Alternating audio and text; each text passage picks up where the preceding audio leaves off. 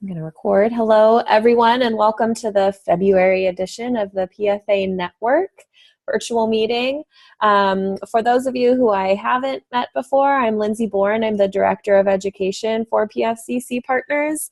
Usually, Libby would be presenting or facilitating these virtual meetings, but she is actually at or coming home from the CMS. So that's the Center for Medicare and Medicaid Services. They had a quality conference over the last 3 days, and so she is coming home from that. So I get the pleasure of facilitating today's virtual meeting. And I think to get started, since we have a small group, we can just go around and introduce ourselves, and say your name, what organization you're affiliated with, and I'd love to hear how long you've been an advisor for as well. And I'm just going to go down the list. So we'll start with Anita. Hi, my name is Anita Goldstein. I'm affiliated with Sutter Health. I'm very much a newbie. I think this is maybe my second or third meeting.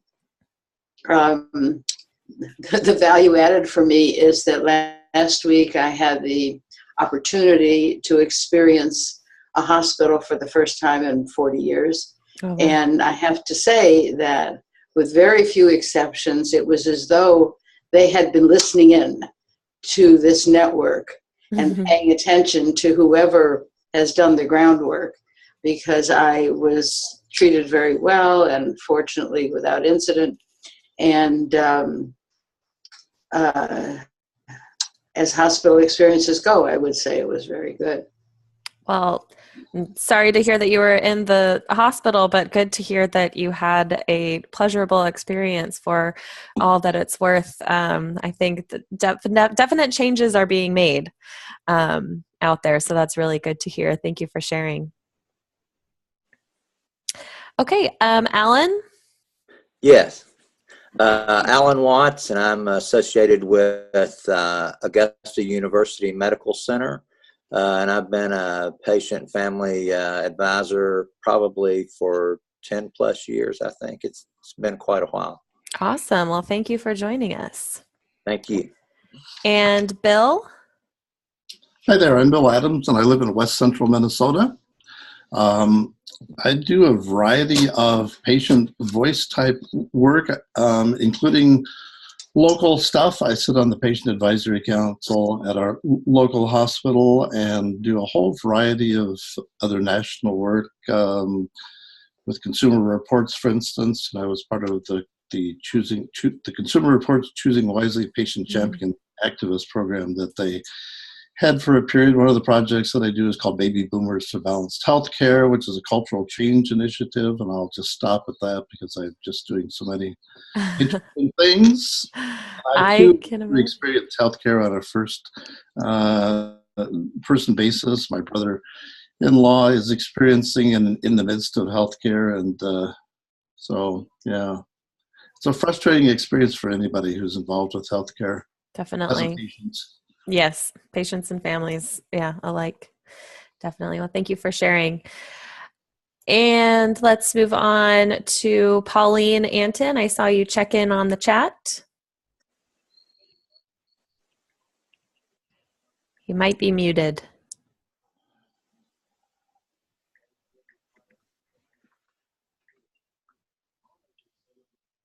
Nope. Okay. Well, we'll come back to Pauline. And I also see Joan Maxwell. Joan, are you on?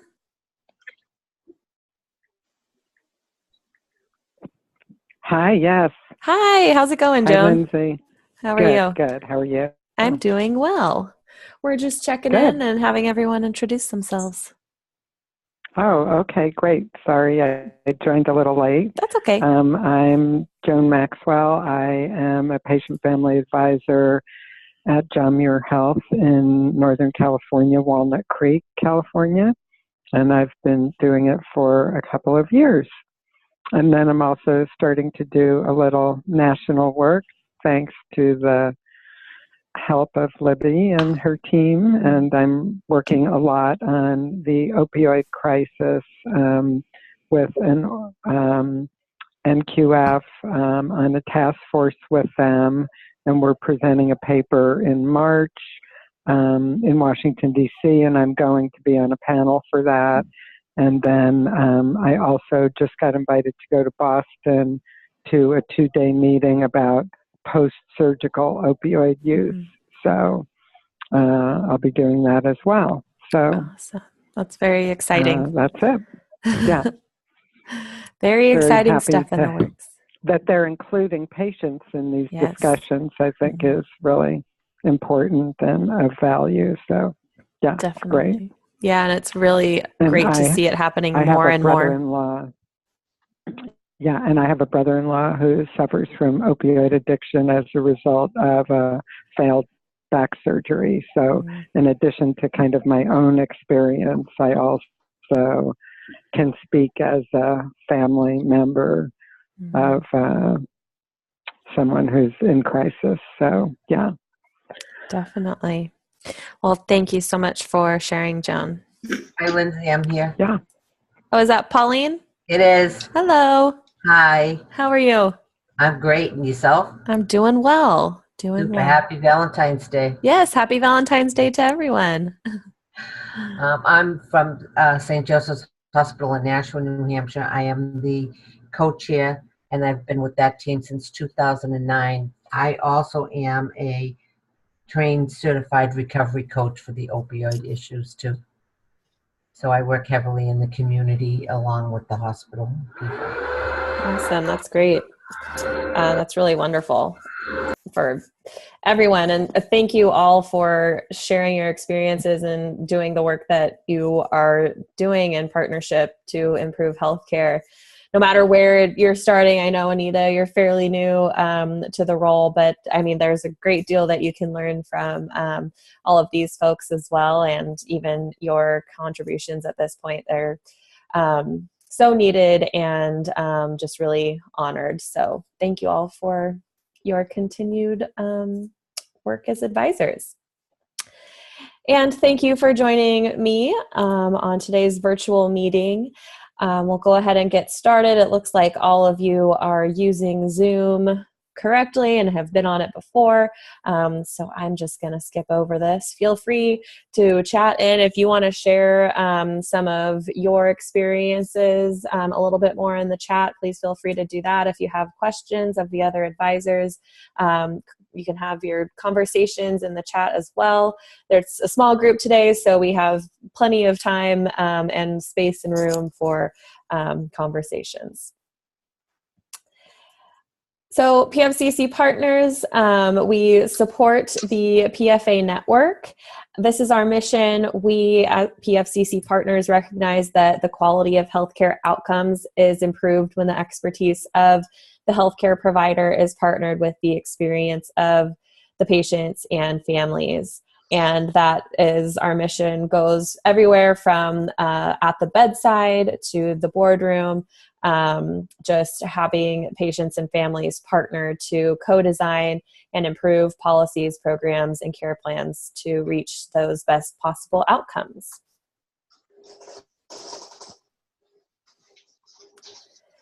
And this is the PFA network, a network of all of you wonderful and thoughtful and prepared patient-family advisors that are really grounded in the authentic partnership approach to co-design of policies, research, and care delivery. And like I said in the beginning, we completely appreciate your dedication to the role of an advisor and your continued partnership and collaboration with all of the organizations that you partner with.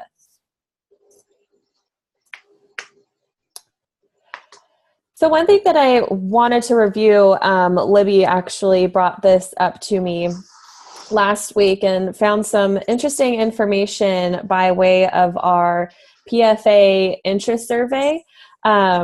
So we started the interest survey generally to get a better idea of what advisors were interested in participating in beyond their current advisory council roles. So this has given us a really great way to connect advisors to larger, more national opportunities and really find advisors who are really good fits for these engagement opportunities that come across our desks almost daily. And I have some to share with you later today. But we ask a lot of different questions on that interest survey, and we found some really interesting things about the PFA network. The first being that we have this really well mix of family members and patients, and I think that is really important because each, as a patient, you have such a unique perspective, and as a family member, you have that different perspective as well. So I really liked to see a good mix of both patients and families. And I think as well, a lot of us as patients have been in the role as a family member as well, so it could go both ways, and I know I have. And I will also say that this is out of, I believe it was 75 advisors who have completed the survey so far, and we're continuing to promote advisors to complete this because it's been really interesting to get a better sense of the entire advisor community as a whole.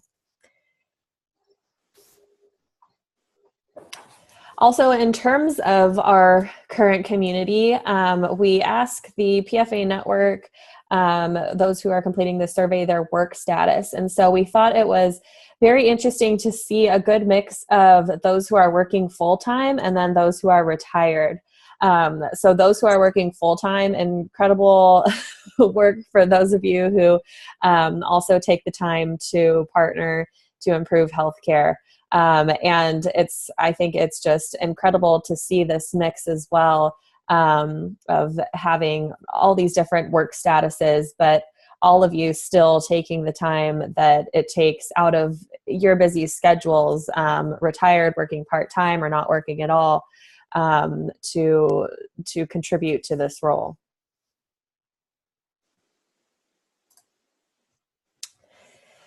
And then when we moved on to the diversity of the PFA network community, we were a little bit discouraged. We would like to see more diversity in the PFA network community because we know that they're out there and they are partnering to improve healthcare everywhere. But a majority of those who have completed the survey are English speakers and might speak Spanish or French and other. There was a lot of Thai, which was interesting. But as I'm talking, that might be something on our part because, I mean, our survey is only in English. We haven't translated it to anything else. So how can we really expect to get that diversity that we're looking for? And moving on to even more diversity of the PFA network are those who have completed the interest survey. This is a breakdown of the ethnicity. So you can see a huge majority of white ethnicity and then very small for everything else.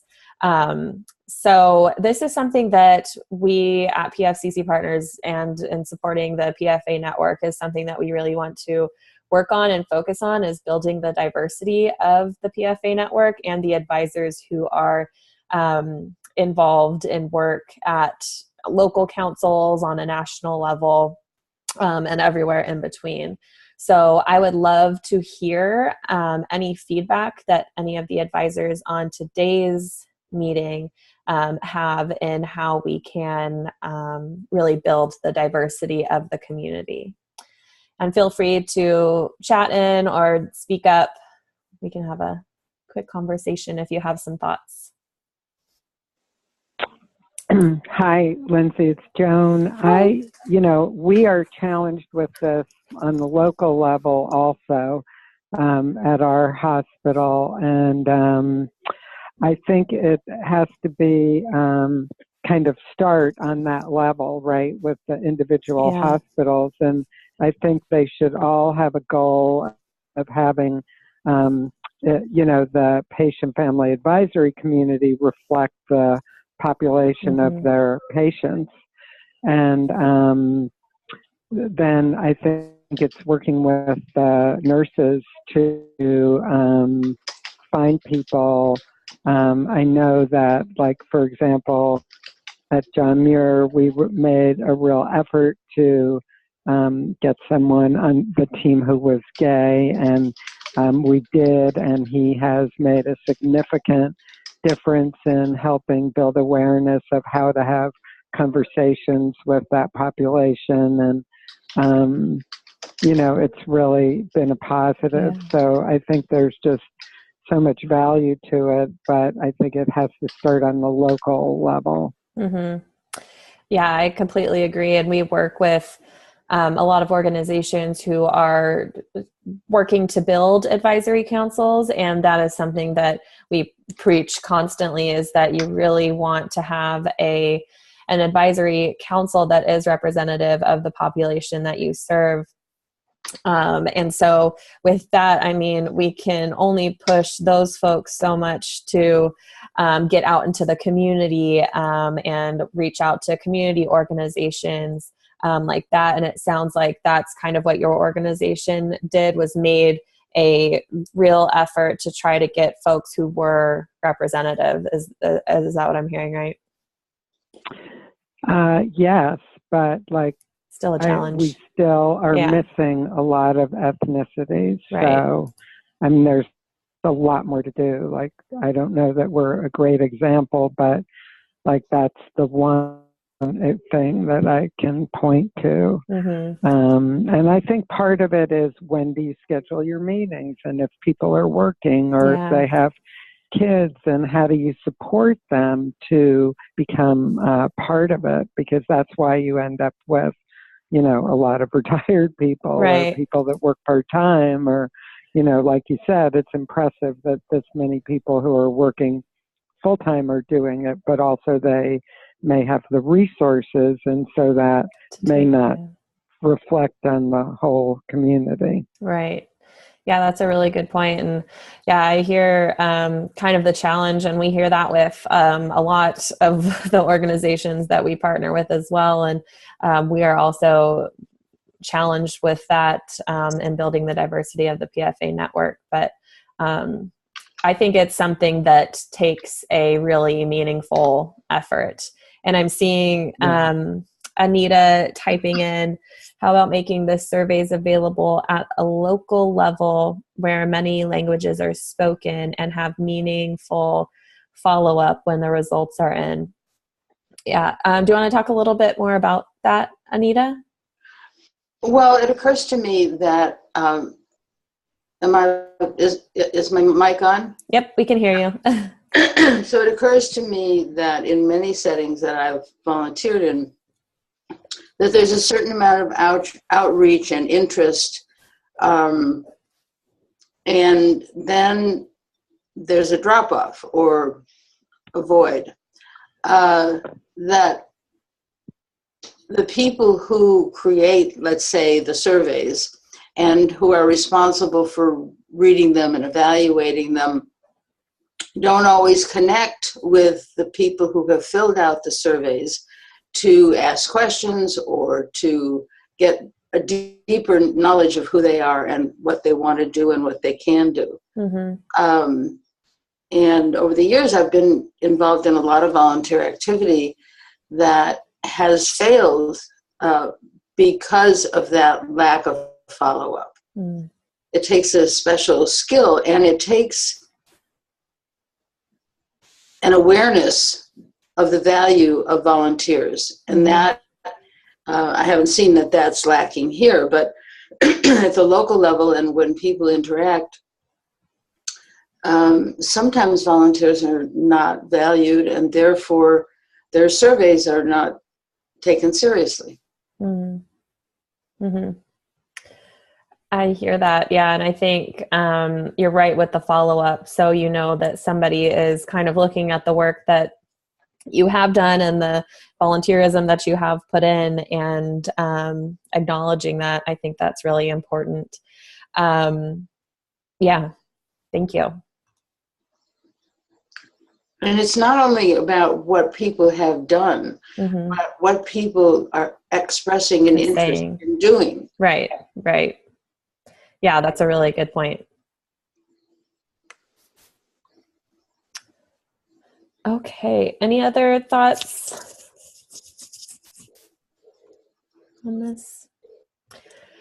Definitely something that we are continuing to work towards, and always appreciate your feedback and love to hear what the organizations you are partnering with are doing also to create councils and invite patient families who are representative of the population that your organization serves. So love to hear from everyone else's experience as well. Always learning here. Okay, well, moving on to some skills development. We, over the past 2 weeks, 3 weeks, all my weeks are mixing together. We have so much going on here at PFCC Partners. But we were very excited to offer the core competencies for effective advisors. That was in January, the last week of January and the first week of February, so a few weeks ago. We were so pleased to see the excitement over this training, and we had, I believe, 150 people register, which was outlandish for any program that we have ever held, especially an online program. We usually hold meetings up to 100 people, and we had to stretch that to 200 people so we could fit everyone. So that was very exciting. Although we did only have about, I think, 80 to 90 folks actually attend, which is still amazing and something that we have never seen before. It was an incredible opportunity to be able to present this program and to read the chat afterwards and see so many amazing advisors sharing their experience as well. But if you didn't attend or hadn't heard about it, the core competencies for effective partners, it's actually taken from a PFCC Partners 4-hour in-person training called the Patient Family Advisor Skills Exchange. And what we do is we really intentionally go through each of these 5 core competencies that you can see on your screen, starting with establishing partnerships, constructive collaboration, solution focus, representative voice, and ending with teachable spirit. So that 4-hour in-person training, it's super interactive, and there's lots of in-person activities where you can get up and move around the room. And so it was kind of a challenge to be able to take that and put it into a 2-hour, 2-part online training. But I was so excited that the activities worked out the way that they did, that there was so much participation from all of the advisors who joined. And in reading the chat after, I loved to see all of the actual skills exchange that I wasn't really expecting on an online format happening between the advisors in that chat box. So everyone was sharing their personal experiences about projects that they've worked on, how they have used the competencies in their own roles. It was just a really incredible opportunity. So if you did participate, I want to thank you again for being part of that. And if you didn't, look out in the next couple of months, and we really want to offer this again because it was such a big success. So I'm going to stop there, and I know a few of you might have been on the training, and I'd love to hear your experience of 1, 2, or both of the sessions. This is Anita. Mm-hmm. I was impressed with the responsiveness of the leaders. Basically, after the session, or after the first session, where I expressed a confusion that I was new at this, and so much of the language was unique to what you are doing, what we are doing. Right. And so I was really impressed with how responsive everybody was to my dilemma. Mm-hmm. Mm-hmm. And that's so great to hear, because that was one thing that we really wanted to encourage, was the sharing of information from those advisor experts, because they are the subject matter experts in their roles. And so I'm great to hear that, because that's something that we really wanted to encourage, was for people to share and learn from each other.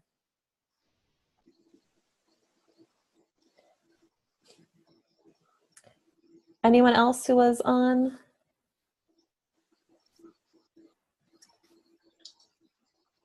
Lindsay, am I right that everybody received within the days following the 2 sessions transcript? Yeah. So did the people on this call receive that? If they registered for the training, everyone who registered for the training received.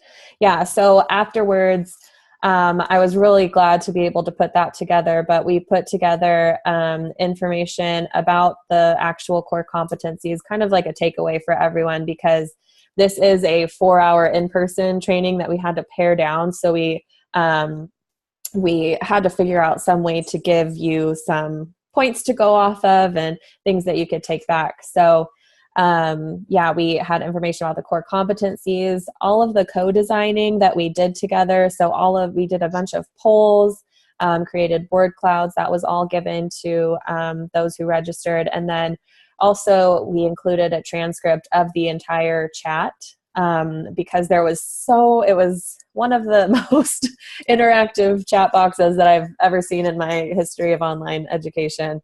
And there was such a wealth of information in there that we had to just provide that to everyone. Like I said earlier, looking through the chat after I read the entire thing, and I had to clean some stuff up because it wasn't fitting, but I learned so much as well from everyone who attended and gave their input. So it was quite a success. And again, if you weren't able to attend, be on the lookout, and probably the next couple of months, maybe early summer, where we might be offering this again. It was a lot of fun.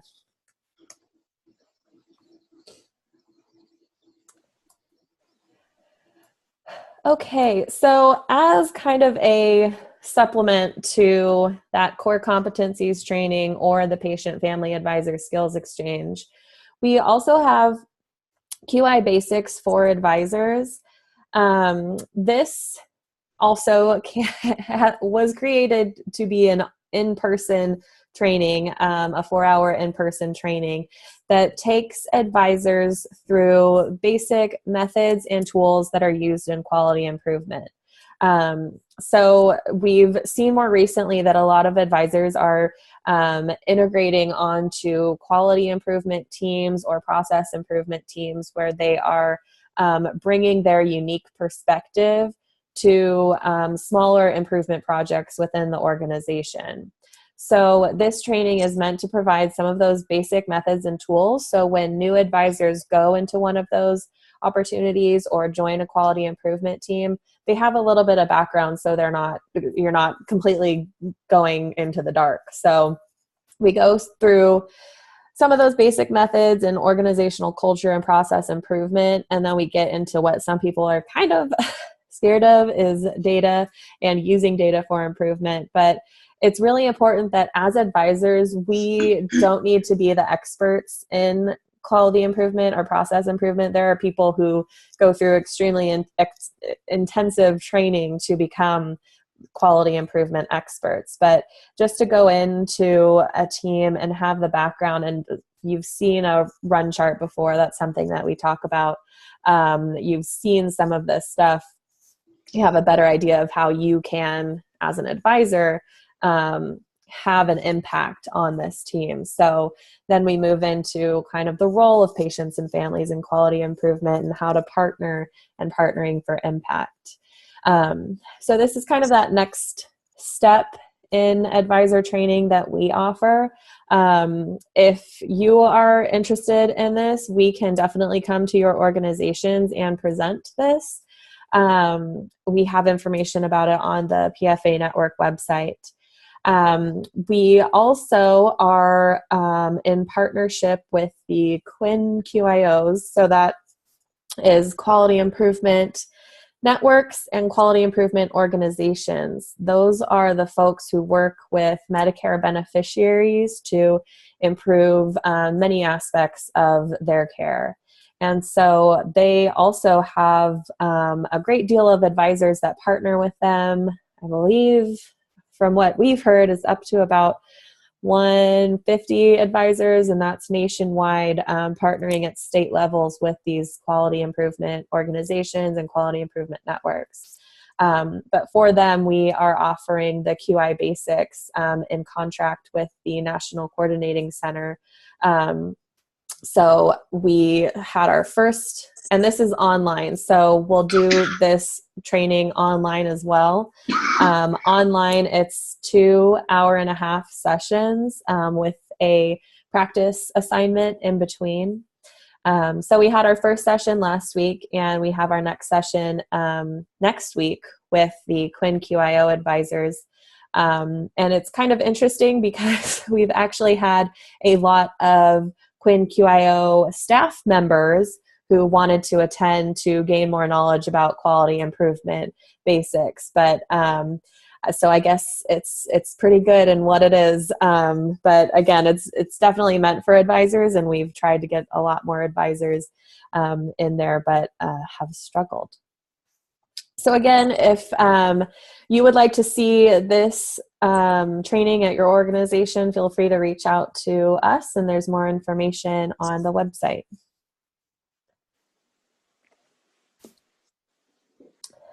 Okay, and now moving on to some opportunities here. I wanted to remind everyone, if you haven't registered.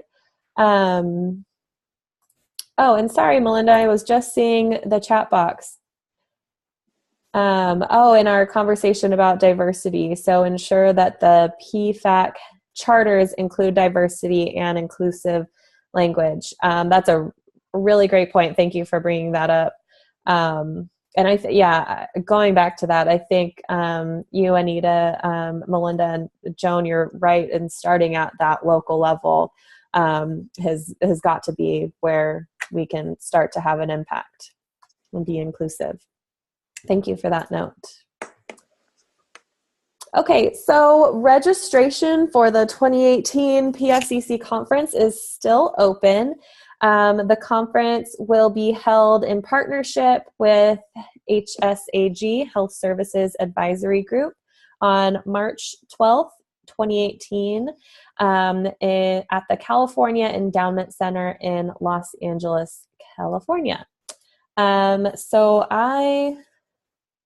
If you haven't registered already, I'm just going to copy this for you so you know where to go for registration and all other information about the conference. I'll put this in the chat box for everyone. There we go. We are very excited about this year's conference. We have many great, 16 at least, breakout sessions that are all so inclusive. Each session has a patient family advisor partner in them presenting there. So very excited about that. And then we also have Amy Berman, who is a wonderful speaker, and she will be our keynote, and we'll also be facilitating a PFA panel, actually a PFA staff partnership panel, which will happen after the keynote. And those panel members will be part of the ORM Partnership Award winners. So we are very excited to congratulate all of the ORM Partnership Achievement Award winners. Libby mentioned this last year, but not last year, excuse me, last month. We usually each year do an ORM Partnership Award for one patient, family advisor, or patient or family member and staff partnership. who have worked together to improve outcomes at their organizations or outcomes in general. So that used to be just one person or one team of people, but now we've opened it up because last year we had so many wonderful applications or nominations, for this award that we had to open it up because there are so many more deserving partnerships out there. So very excited to congratulate all of these folks for their Orem Partnership Achievement Award, and a few of them will be seen at the PFA panel at the PFCC conference next month. This is Alan Watts. I've got a question. Yeah. Will any of that, for those of us who are across the country and can attend and cannot attend, will any of this be streamed or anything like that?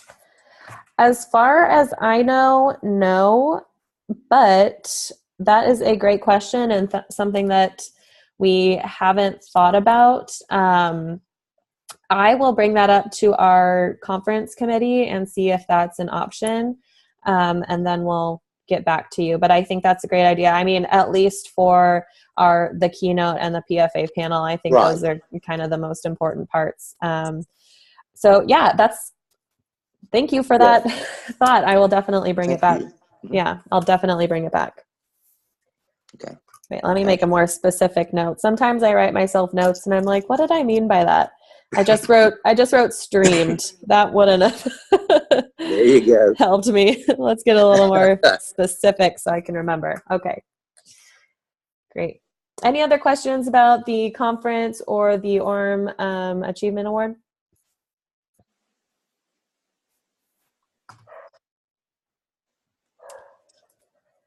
Okie dokie. I moved right along myself. So a lot of you may have heard in 2016, we had the PFA Summit, and that was a group of advisors and national leaders working together to develop some active strategies that we can work on in the next year. What that turned into was a few work groups. The first being the Qualitative Research Work Group.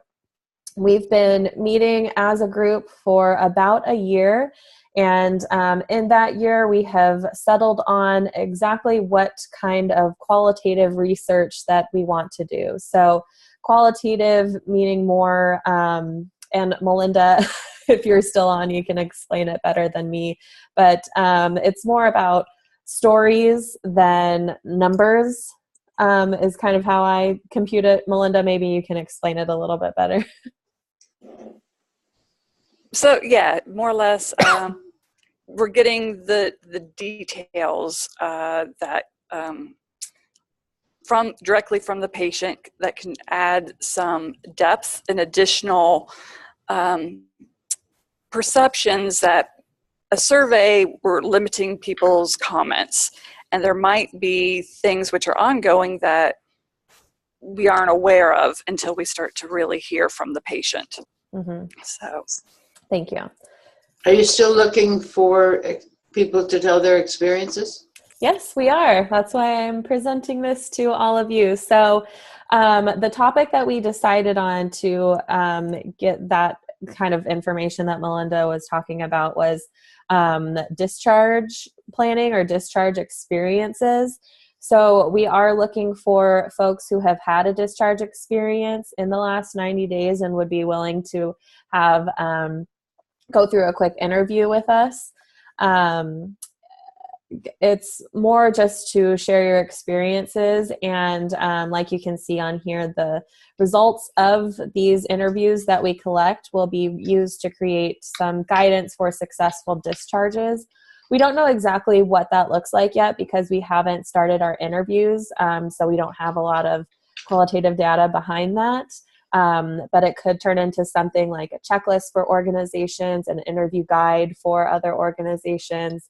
That is to be developed. But we are still looking for anyone who has a recent experience and would like to talk to us. So you can let me know or let Libby know, and we can get that scheduled. Okay, and we have a few people. You guys are amazing. So Joan, I remember we were at IHI together, and he had his appendectomy, and he had a good experience. Okay. Exactly. Yeah. Okay. So Joan, Bill, you'll be having a procedure on Friday. Okay. I hope your procedure goes all well. And Anita, yes, you did mention that you were hospitalized last week. Okay, well, I have taken down all of your names, and if you don't mind, I or Libby will reach out to you to schedule some interviews. That would be so amazing. We've kind of, it's been interesting. We've been struggling to find people who have had recent experiences with a discharge, and I mean, that's a good and a bad thing. Like, none of us want to be hospitalized. But thank you all for being willing to talk about your experiences. I appreciate that. And Bill, anything you would like me to be looking for? Not specifically. We have a pretty good set of questions, and it's just about the entire discharge experience. So whether you were given a discharge checklist, any materials, when people started talking to you about discharge. So anything specific around your discharge, that would be something that we would be looking for. So thank you. Thank you very much.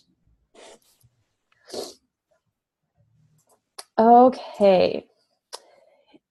And so we have the qualitative research work group that came out of the PFA Summit. The second work group that came out of that summit was the patient access work group. So again, in that work group, we have been meeting for a year, and through that, we developed a partnership with Open Notes, and we are now working on developing a national IT or information technology patient family advisory council. So we're looking for folks who are interested in influencing and informing information technology provided and used to care for patients and families. So anyone who has any experience or no experience at all, either using patient portals or if you have Open Notes at your organization, please consider applying. That information is also on the PFAnetwork website under engagement opportunities. You'll be able to find the application there. Or you can just send me an email if you're interested, and I can send you the application and get you scheduled for an interview.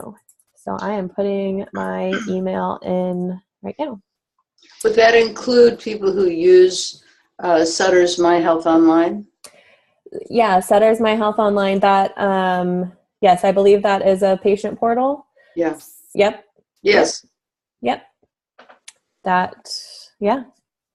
Yes, it's yes. Anyone. Yes.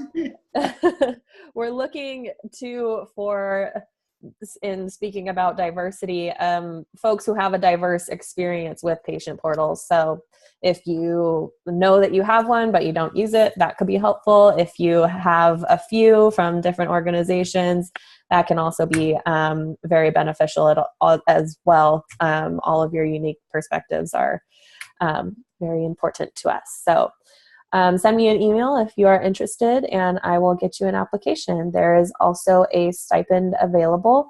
And yeah, that is that.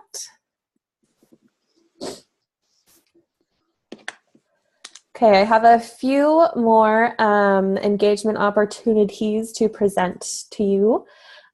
This first one is the IPFCC, or the Institute for Patient and Family Centered Care. They are partnering with PCORI Research, Patient Centers Outcomes Research Institute. So many acronyms in healthcare.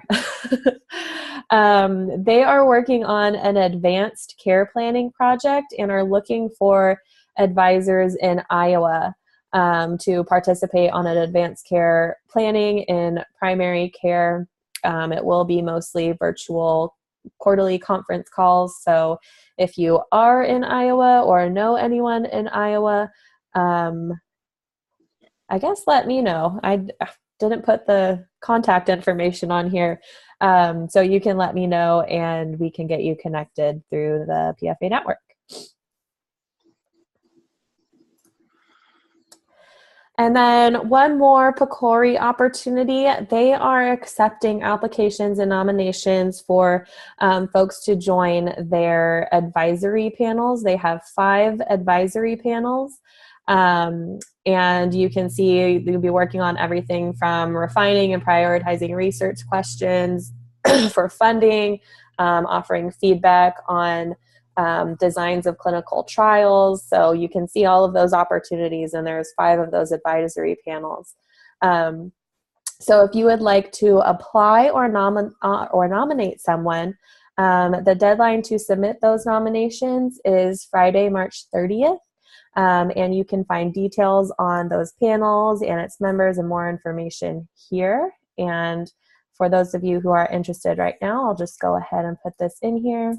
I will mention that all of these engagement opportunities are available on the website as well, www.PFAnetwork.com, under engagement opportunities.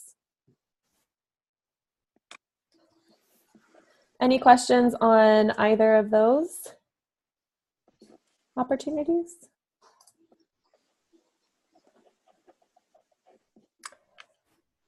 Okay. Well, we might wrap up this meeting relatively shortly. Does anyone have any questions or comments or exciting opportunities that you would like to share in the last couple of minutes that we have together?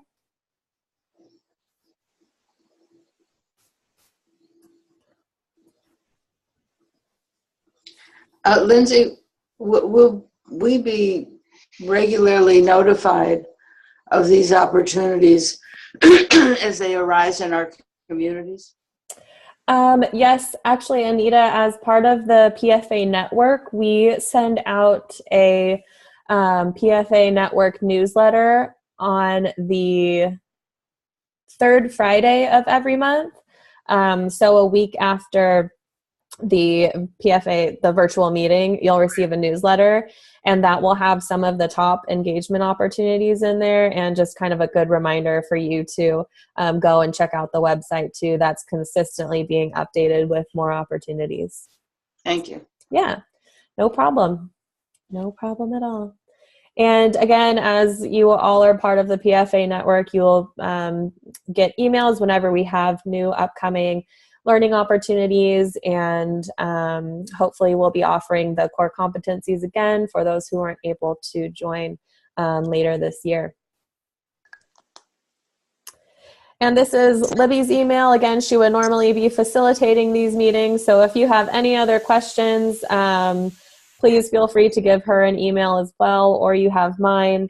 Happy to answer any of your questions or get you connected wherever you would like to be connected. We are here to support your community and skills and efforts as advisors. So again, thank you for all of the work that you all are doing. So Lindsay, before we quit, Yep. Yesterday I did an interesting thing. It was for a CMS guideline. Mm-hmm. Very technical, coronary artery bypass graft. Oh, yeah. Yeah. And, I was on that call, and I actually didn't say a word on that call because I really didn't see a place for a patient voice during that call.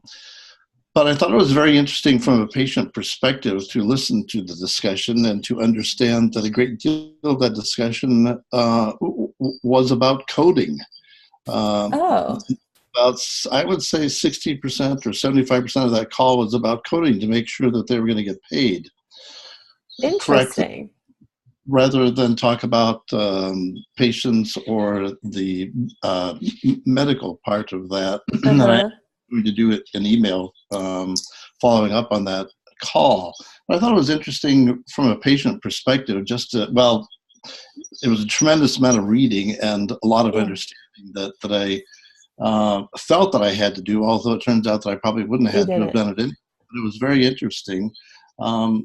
So because so much of what we're talking about goes on behind the curtain, but it's of incredible importance to a patient to make sure that they have a good relationship with their provider, with shared decision making, et cetera, because what goes on behind the curtain, just because goes on behind the curtain, you still need to know about it and be informed about it and be able to make some kind of knowledgeable decision, even though it may not engage you with that decision, but to make sure that your provider is all part of that stream of information and et cetera, et cetera. But anyway, it's an interesting experience from a patient standpoint.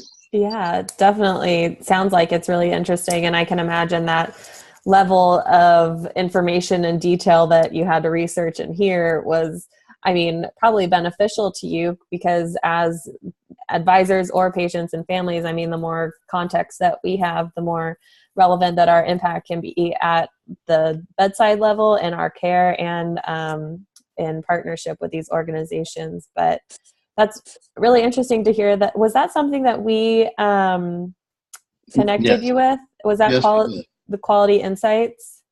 Yeah, Libby. Yeah.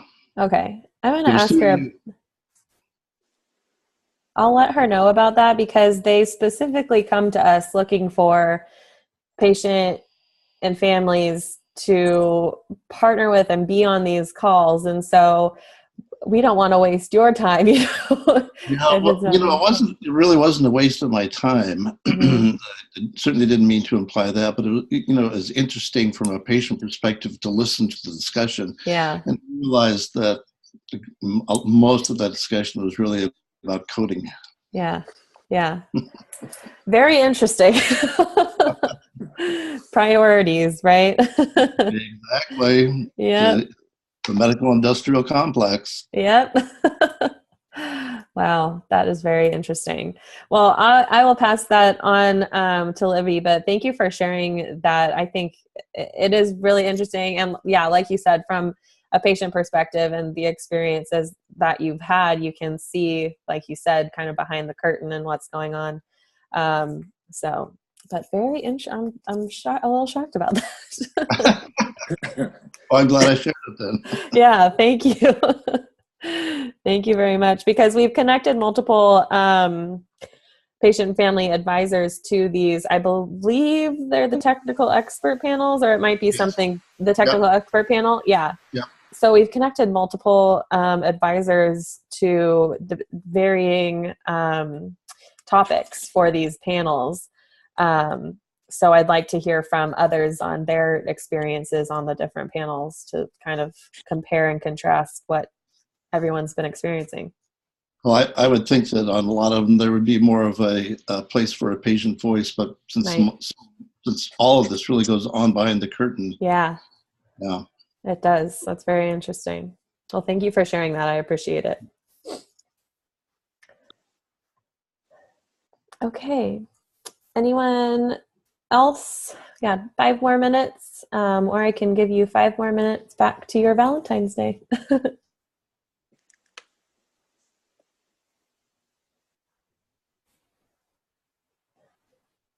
Alrighty then. Well, thank you all so much again for spending 55 minutes with me today, and for all of the work that you do out there in your partnerships and collaborations to improve healthcare. We really appreciate it, and appreciate you taking the time to participate on the PFA network. It means the world to us and to all of those who are being influenced by it. So thank you all, and have a very happy Valentine's Day with your loved ones. You do as well. Thank you. Okay. Bye, everyone. Thanks. Bye-bye.